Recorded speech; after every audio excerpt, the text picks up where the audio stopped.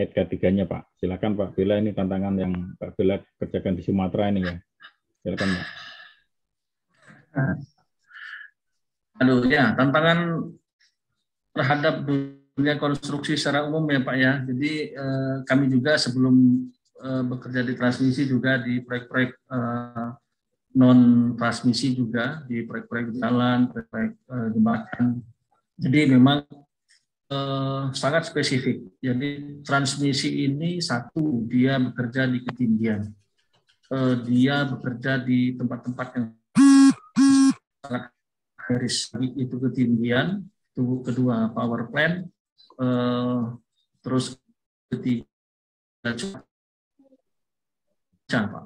Nah, konstruksinya sendiri. Jadi tower singing ketinggian. Jadi memang SOP kita kendalanya adalah SOP kita jika hujan, bukan hujan, baru gerimis itu ya, gerimis, kita sudah harus syaratkan mereka turun, Pak.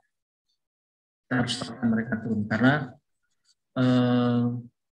petir dan juga biasanya sudah terjadi induksi, di situ. Kita akan aman sebetulnya jika kita menempel pada tower.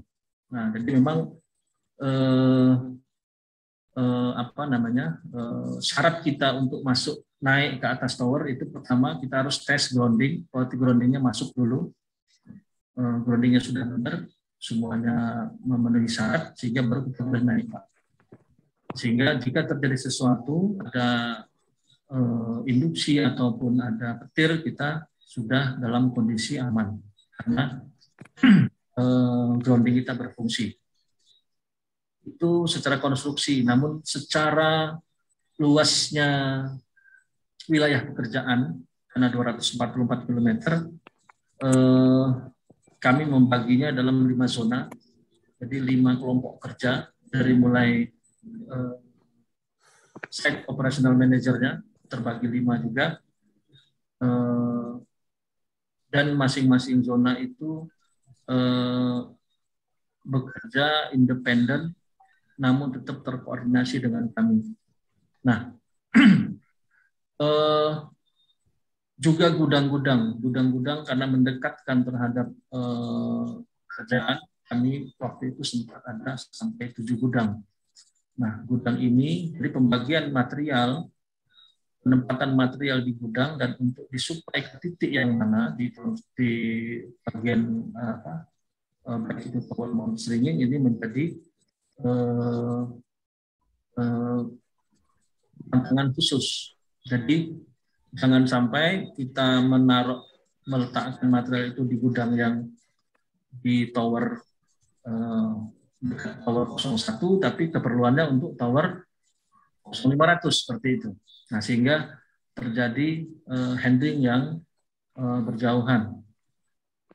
Nah, ini perlu koordinasi yang banyak, Pak, di tingkat mengendali gudang, mengendali logistik untuk menyesuaikan penempatan material di gudang untuk lokasi-lokasi pekerjaan yang dia handle. Nah, kedua, untuk karena koordinasi yang tersebar dari satu, kita bagi dalam 5 zona pekerjaan dan 7 gudang. Dan kendala utamanya adalah luasnya lokasi pekerjaan itu tersendiri, luas, tersebar, dan remote, Pak, ya. Jadi lokasinya yang kadang-kadang tidak ada signal, terus masuk dari jalan raya misalnya berpuluh-puluh kilometer, ber-5 kilometer, dan ada yang tidak bisa dimasuki kendaraan. Yang paling berat adalah jika tidak ada signal. Nah, jika tidak ada signal, ini memang kita ada perhatian khusus. Jadi misalnya dalam tiap zona itu kami ada 3 orang atau 4 orang personil IHSE, paling tidak dia dalam 1 atau 2 hari masuk ke lokasi yang tidak ada signal tersebut untuk memastikan kondisi berjalan. Namun kalau di lokasi yang ada signal telepon, itu kita koordinasi bisa kita laksanakan secara digital. Nah, eh, bagaimana kita memastikan bahwa implementasi di lapangan itu sesuai yang seperti yang kita inginkan adalah satu, pemaksaan, yang kedua, punishment, reward yang konsisten dan tegas, Pak. Itu, Pak. Jika kita kendor di satu bagian, itu akan terus-menerus terjadi di bagian itu. Jadi, vendor, pekerja, maupun personil waskita harus tahu bahwa mereka diawasi walaupun mereka jauh dari lokasi lain. Produk mereka harus sesuai dengan yang diinginkan. Jika mereka tidak laksanakan, mereka akan mendapat sanksi seperti itu. Ini memang kami terpaksa memang harus banyak mengganti personil, gitu Pak ya, demi menjaga konsistensi itu untuk menjamin bahwa setiap lokasi pekerjaan kami dari 0 sampai 556 tower tersebut bisa terlaksana sesuai keinginan kami. Mungkin begitu Pak. Seninya untuk proyek transmisi 500 kW. Jadi memang seninya itu satu lokasi yang tersebar dan kadang-kadang tidak ada signal. Terus menjaga konsistensi pekerja ataupun vendor ataupun personel waskita supaya tetap sesuai dengan SOP yang kita inginkan walaupun mereka tidak diawasi. Begitu Pak. Baik, terima kasih Pak Bella ya atas jawabannya.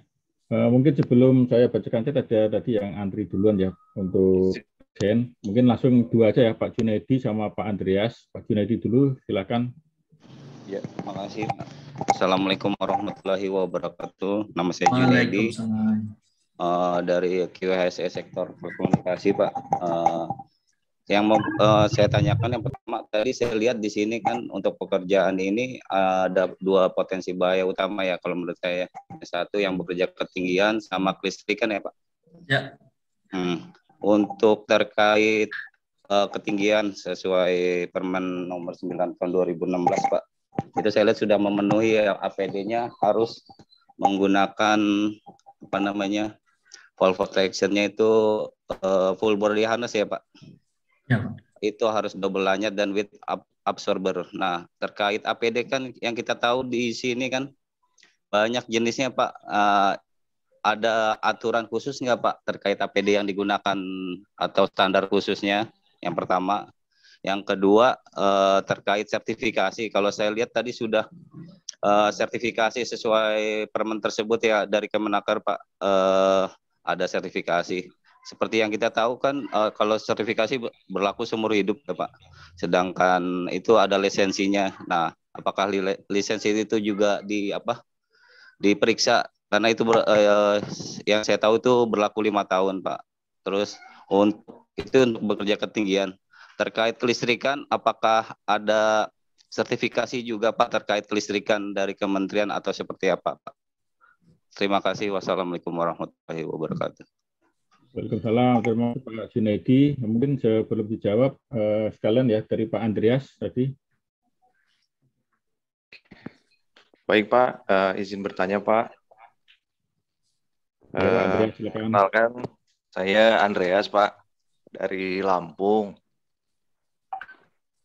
Sebelumnya mohon maaf Pak ya, saya belum bisa menampilkan wajah. Mudah-mudahan tidak menjadi kendala Pak. Saya pernah terlibat sedikit dengan proyek erection Pak ya,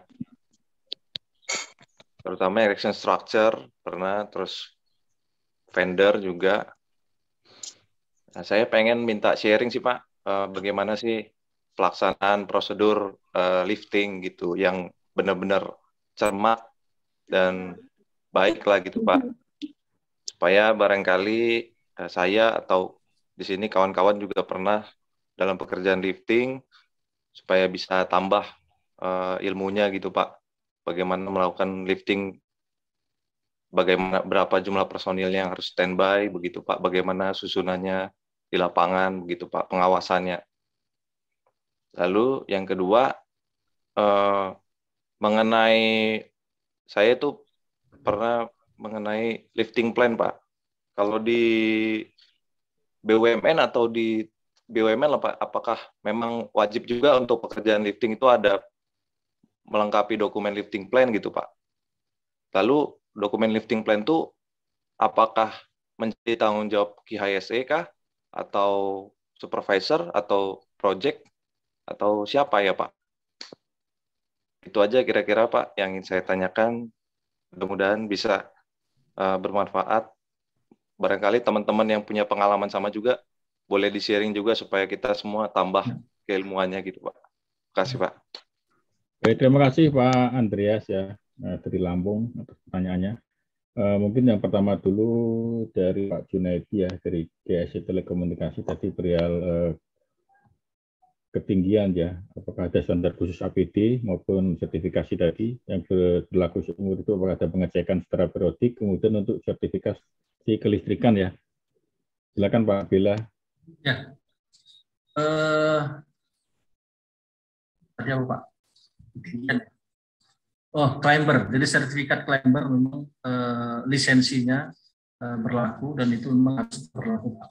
Jadi kalau habis ya harus diperbaiki. Jadi tadi screeningnya awalnya pada saat kedatangan sebelum induction itu sudah harus mereka setiap tim sudah melampirkan orang yang punya lisensi climber tersebut. Nah ini dan masih hidup Pak ya, dan masih hidup. Yang kedua alat tadi ya, alat body harness. Intinya yang memenuhi SNI Pak ya, yang memenuhi SNI merek apapun silakan. Ada yang masih murah, ada yang mahal juga. Tapi menurut kami berdasarkan pengalaman kami ya sebaiknya memang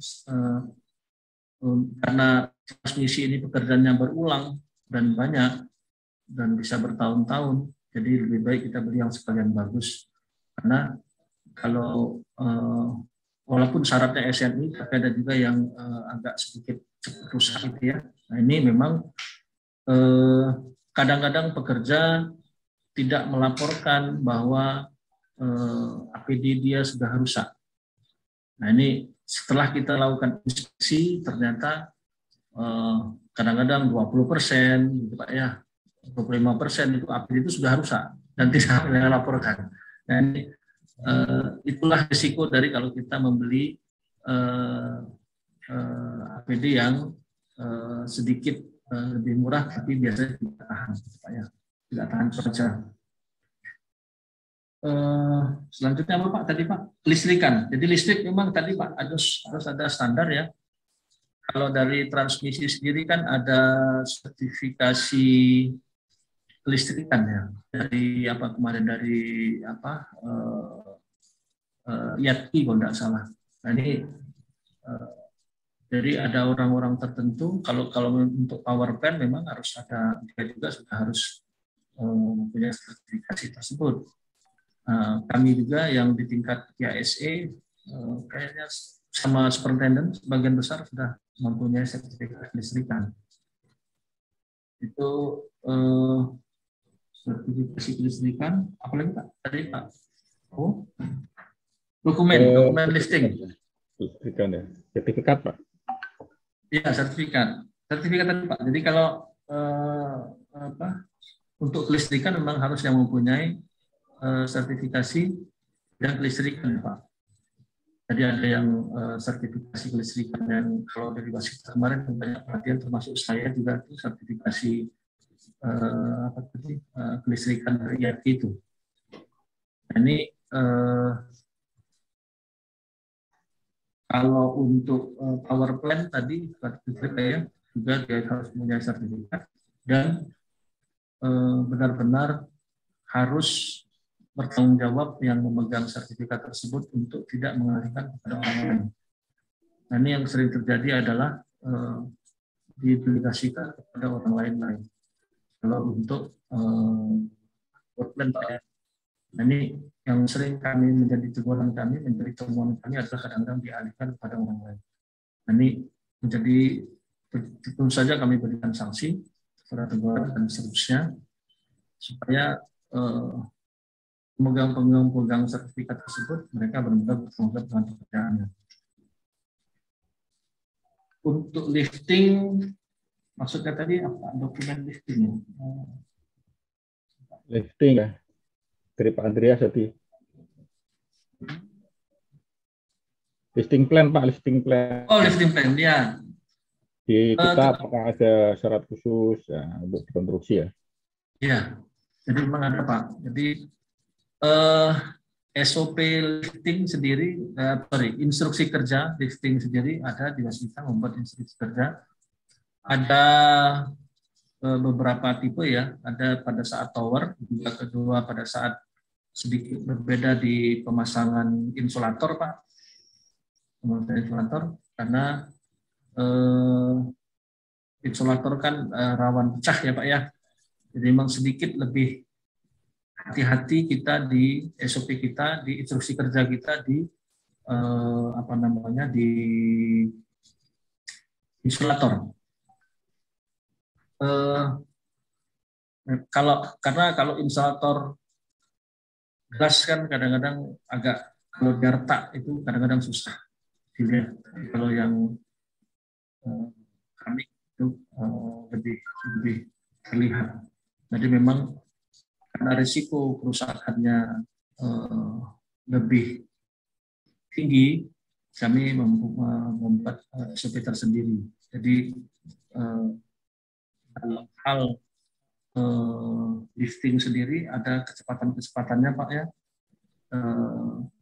Dalam hal insulator kita harus menggunakan winch dengan kecepatan yang paling rendah. Karena dia mempunyai risiko pecah lebih tinggi dan juga risiko tertiup angin sehingga akan berbenturan dengan bodi arm pada saat kita lifting. Lifting sendiri ada pelatihan Pak, ada pelatihan harus personil Waskita sendiri ada yang dilatih untuk punya pelatihan trigger ya, pelatihan lifting, terus akan dijabarkan, dilaksanakan dan melatih pekerja-pekerja jika dianggap perlu di lapangan Pak. Ini mungkin sedikit berbeda dari konstruksi yang lain. Jadi memang kami pekerjaan lifting kami di tower ini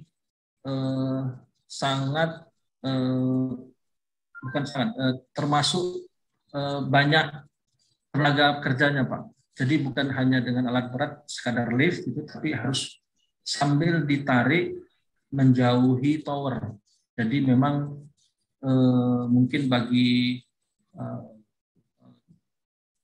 kita yang belum pernah bekerja di tower, karena di tower ini posisinya besar di bawah, kecil di atas, sehingga kita tidak bisa menarik material tersebut secara vertikal secara langsung. Jadi harus sambil ditarik dengan labrang-labrang dengan pekerja-pekerja.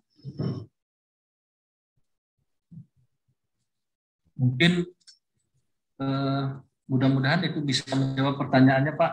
Atau kalau ada sharing yang lain Pak, silakan. Pak Bobo mungkin kalau ada yang lain, kawan-kawan yang lain ada sharing mengenai listing. Ya mungkin ada banyak sekali ya terkait lifting plan ini. Kita juga ada Pak ya, termasuk mungkin bukan di tower saja, mungkin di girder juga kita ada lifting plan untuk bentang pun juga ada ya, bentang standar maupun non standar. Saya kira banyak itu ya, dan itu mungkin diwajibkan ya sebelum dilakukan pekerjaan. Baik, selanjutnya dari Pak Immanuel ya, dari Jambi ini. Saya pernah melihat penggunaan main basket crane saat pengerjaan sutet. Boleh minta dijelaskan prosedur aktivitas main basket crane dan bagaimana inspeksi alat main basket crane. Terima kasih Pak. Pak Bella, silakan Pak Bella. Pak Bella pernah ya menggunakan ini? Apa enggak pernah? Ini namanya nih, ini mungkin kami baru perlu konfirmasi nih, main basket plan ya. Mungkin beda namanya. Maksudnya seperti apa Pak? Kalau boleh, Pak sambil komunikasi Pak. Mungkin kalau di kita enggak ada ya di transmisi ya. Misalnya di tol ini ya. Pak Emmanuel. Pak Emmanuel ya. Ya, terima kasih Pak. Saya pernah melihat itu Pak. Jadi ada kren yang digantungkan dengan tali, kemudian disambungkan dengan men. Jadi bentuknya itu seperti kotak gitu Pak, untuk menaikkan orang. Untuk mengantar orang dari bawah dasar ke atas. Ya, seperti passenger hoist berarti ya. Ya, ya, seperti passenger hoist tapi dilakukan dengan kren. Ya. Ya. Mohon maaf, mungkin sejauh ini kita belum pernah melaksanakan seperti itu Pak ya. Tapi menurut kami itu agak sedikit kurang safe. Karena kren sendiri, kecuali dia tower crane untuk mengangkut beton, nah itu biasanya ada satu orang operasi untuk bucketnya.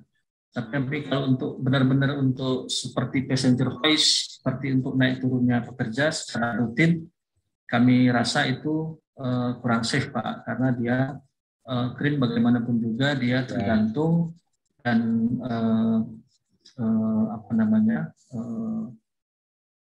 bergantung kepada satu bekas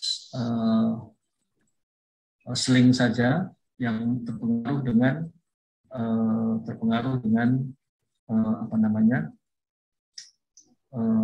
cuaca, angin setempat.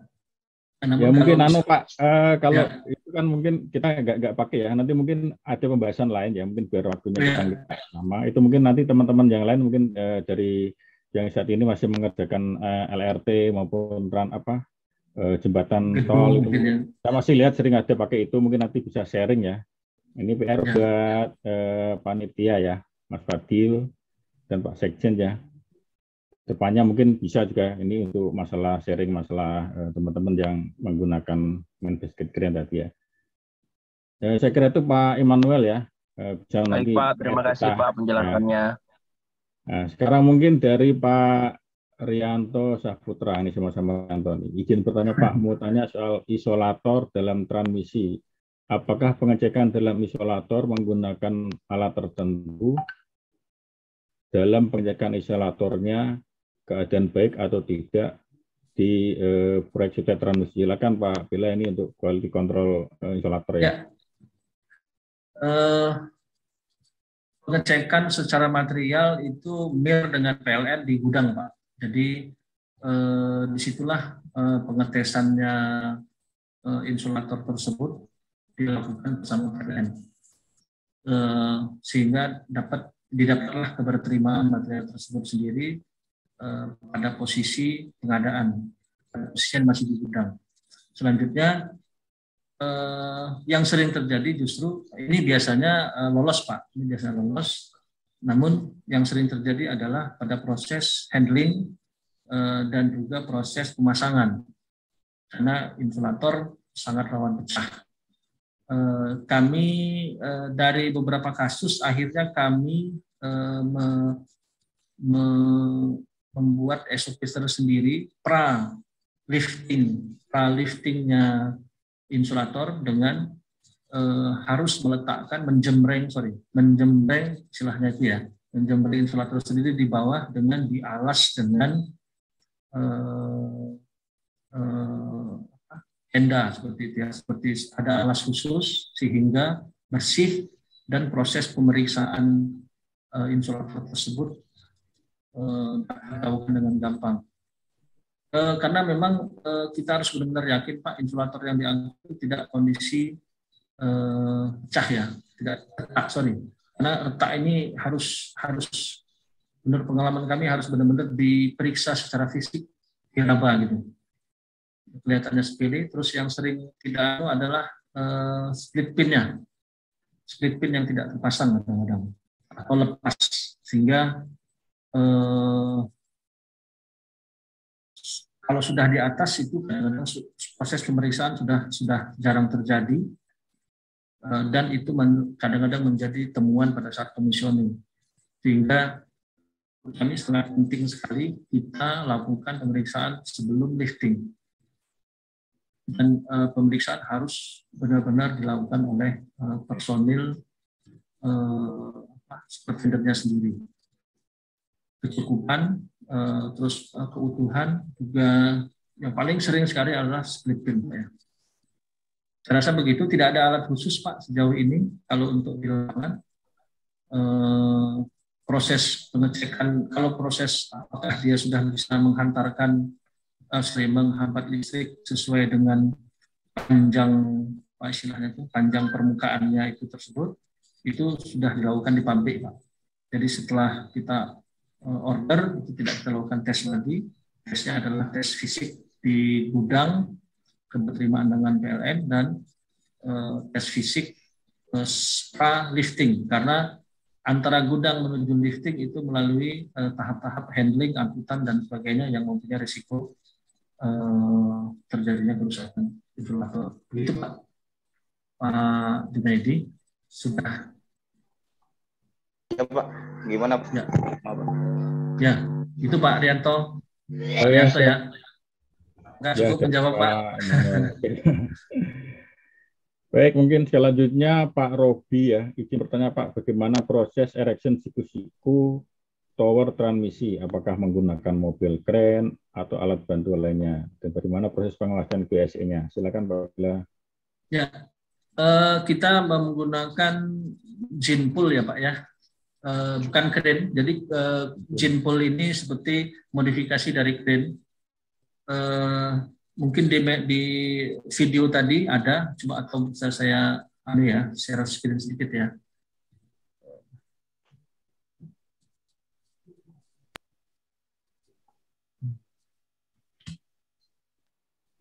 Jinpool, dan ini kalau SOP kita Pak, kalau hujan kita jangan hujan ya, mendung aja kita berhenti Pak Bila ya. Kalau jadi mendung kita stop ya. Mendung tebal itu kita harus turun Pak. Kalau terutama pada posisi kalau stinging, kalau tower sebetulnya risikonya bukan karena petirnya, tapi risikonya karena licin Pak. Jadi kalau gerimis itu. Nah tapi kalau pada saat erection, pada saat erection itu kita cenderung lebih aman sebetulnya terhadap sengatan petir, tapi risiko licinnya. Kalau tower sudah berdiri 100 meter, Pak, memang kadang-kadang perlu waktu kurang lebih 20 sampai setengah jam, 20 menit sampai setengah jam untuk sampai ke bawah. Nah ini kadang-kadang kalau mendungnya tebal banget, kadang-kadang kita belum sempat sampai di bawah sudah hujan. Nah itu yang makanya kita di videonya ya. Nah makanya kita kadang-kadang harus SOP kita harus turun. Oke. Ya, betul. Karena kita untuk penangkal petirnya kan memang dimulai dari bawah sudah ada Pak ya, tapi saat proyek selesai itu baru dia berfungsi ya Kak. Saat towernya sudah selesai erection Pak Bila ya. Iya, iya. Sebentar.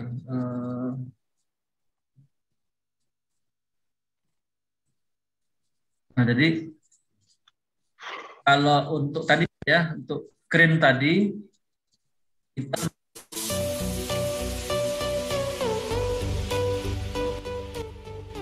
trigger.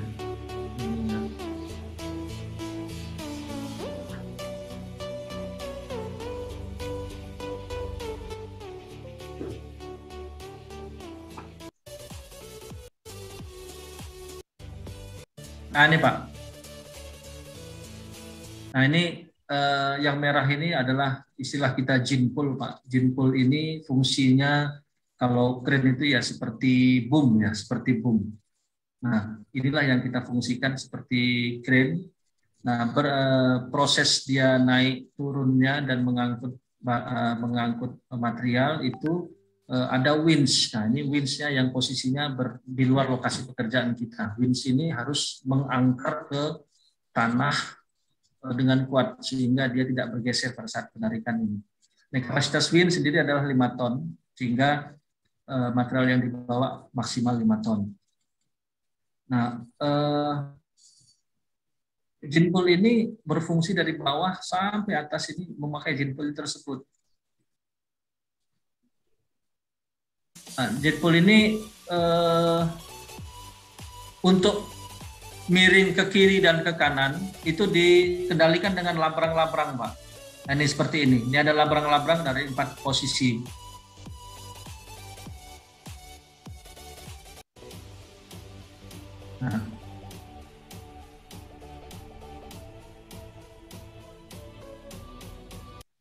Nah, untuk segmen tower yang lebih tinggi, dia akan duduk di atas sling yang diikat ke simpul-simpul tower yang sudah kuat, yang sudah berdiri.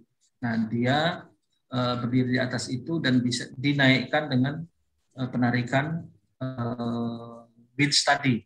Nanti sampai ke atas, jadi nanti prosesnya dia selalu berdiri di atas seling-seling yang diikatkan atau disimpulkan ke simpul-simpul tower yang sudah berdiri.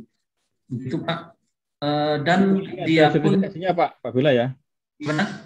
Jinpul ini ada sertifikasinya ya. Betul, betul, Pak. Jadi ini memang pada saat awal-awal sempat kita bikin sendiri secara manual, tapi akhirnya kita beli yang sudah memenuhi sertifikasi. Karena memang pertama ini sangat berisiko, Pak, terutama kremonanya ini kadang-kadang ada yang pecah atau putus sehingga jinpulnya bisa bengkok. Ini risikonya besar sekali sehingga kami tidak ambil risiko dengan jinpul. Karena nyawanya erection ini adalah jinpul ini, Pak.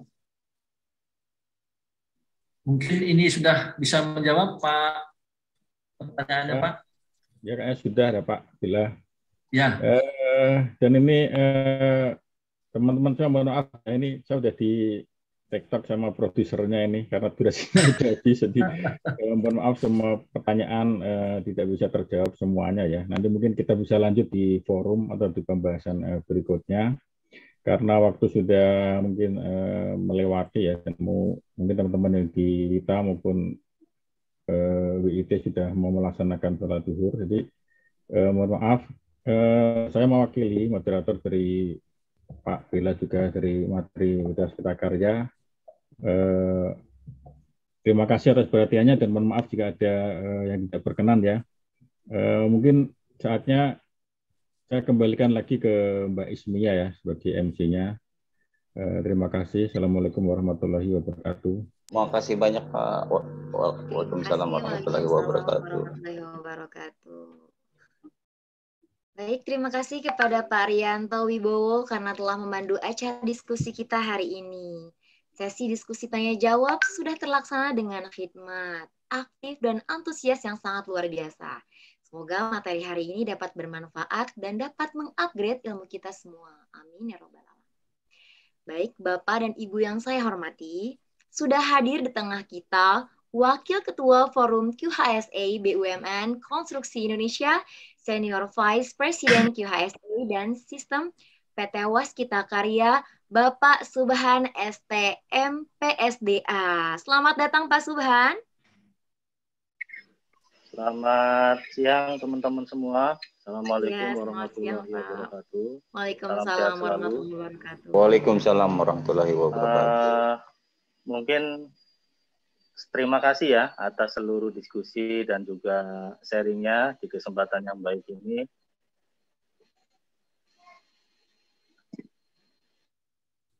Ya, terima kasih juga Pak Subhan sudah bergabung di webinar pada hari ini. Bagaimana Pak kabarnya Pak? Ya Mbak, suaranya terdengar Mbak? Ya, terdengar Pak. Suaranya terdengar? Oh ya, baik. Terdengar, ya Pak. mungkin saya mulai aja ya. Jadi dalam kesempatan yang baik ini tentu kami mengucapkan terima kasih sekali atas segala support, kemudian dukungan dan partisipasi dari semua peserta dan juga narasumber dan semua komponen yang mendukung kelancaran kegiatan ini. Kita berharap bahwa acara ini adalah acara rutin yang ke depan terus kita kembangkan dalam rangka percepatan peningkatan standarisasi, quality, dan HSE ya di semua BUMN karya. Nah, tentu yang kita bahas ini tidak hanya masalah safety saja, tapi kita juga berharap nanti bisa membahas masalah quality dan lain-lain gitu ya, teman-teman semua. Sehingga Mohon maaf Pak, suaranya hilang. Iya. Ya, jadi maaf saya ulangi ya Mbak. Ya, baik, terima kasih Pak. Jadi kita berharap bahwa kegiatan ini ke depan terus bisa kita kembangkan, tidak hanya masalah safety saja, tapi besok kita akan diskusi masalah quality. Quality misalnya dari PP kemarin sharing keberhasilan terkait Mandalika Street Circuit ya, dan juga sharing hal-hal yang menurut teman-teman PP masih kurang maksimal, misalnya masalah drainnya, lalu masalah yang dikeluhkan oleh beberapa pengamat kemarin ya saat World Superbike di Mandalika yang lalu gitu kan. Sehingga kita semuanya ke depan dalam hal quality, HSE, dan juga kesisteman manajemen itu sudah tidak ada dalam tanda kutip persaingan gitu ya. Jadi kita berharap nanti persaingan itu hanya dari sisi tender saja. Tender pun ya sebaiknya saling menguatkan untuk tujuan competitiveness gitu ya. Tapi untuk IHSE ini berharap bahwa ke depan menjadi satu standarisasi yang utuh dan kompak gitu kan, dan tidak ada saing-saingan. Karena kalau bagus sesungguhnya adalah keberhasilan forum IHSE, BUMN konstruksi, dan kalaupun jelek itu ya sesungguhnya kinerja kita semua gitu kan. Kita sudah sangat mengalami ya beberapa kejadian IHSE yang negatif gitu kan, baik di tempat saya maupun di tempat teman-teman yang lain gitu kan, bahwa itu ternyata menjadi kendala kita, bahkan ada potensi untuk moratorium proyek-proyek konstruksi kalau terjadi berulang dan tidak bisa kita kendalikan. Jadi mari dengan adanya kegiatan ini tentunya hal yang baik, momentum yang juga baik juga ya, mudah-mudahan ini terus bisa kita kembangkan dan dengan topik yang berbeda-beda, misalnya safety, nanti minggu depan tentang quality, lalu tentang environment, dan lain-lain sebagainya. Sehingga BUMN karya ini kalaupun ada sekat atau barier gitu ya, bariernya adalah tirai atau plastik. Jadi bisa kita tengok, bisa kita lihat, bisa kita intip, bahkan bisa saling masuk gitu kan, sepanjang untuk meningkatkan standarisasi dan peningkatan kinerja IHSE kita. Mungkin itu saja Pak Bowo yang bisa disampaikan. Mudah-mudahan teman-teman terus kompak, terus maju, dan kita semua berjuang untuk standarisasi, quality, dan HSE konstruksi nasional yang unggul, yang bagus, yang terdepan, sehingga ke depan mampu menjadi pionir atau pendorong utama dalam construction national competitiveness atau daya saing konstruksi nasional untuk seluruh komponen bangsa, bahkan dalam kompetisi konstruksi global di luar negeri maupun di mancanegara atau di tingkat internasional. Dan maju terus untuk forum IHSE BUMN. Terima kasih Pak Bella atas segala ilmunya, sharingnya. Mudah-mudahan nanti semakin bergairah lagi PM-PM di semua BUMN karya untuk menularkan kebaikan-kebaikan yang dimilikinya. Kami dari manajemen, tentu manajemen forum atau pengurus, mengucapkan mohon maaf bila ada hal yang kurang berkenan atau teknis yang masih belum sempurna, kritik dan masukan maupun koreksinya menjadikan panitia nanti berbuat yang lebih baik lagi. Akhirul kalam, billahi taufiq wal hidayah. Wassalamualaikum warahmatullahi wabarakatuh. Waalaikumsalam warahmatullahi wabarakatuh. Terima kasih Pak Subhan. Terima kasih Pak. Terima kasih Pak.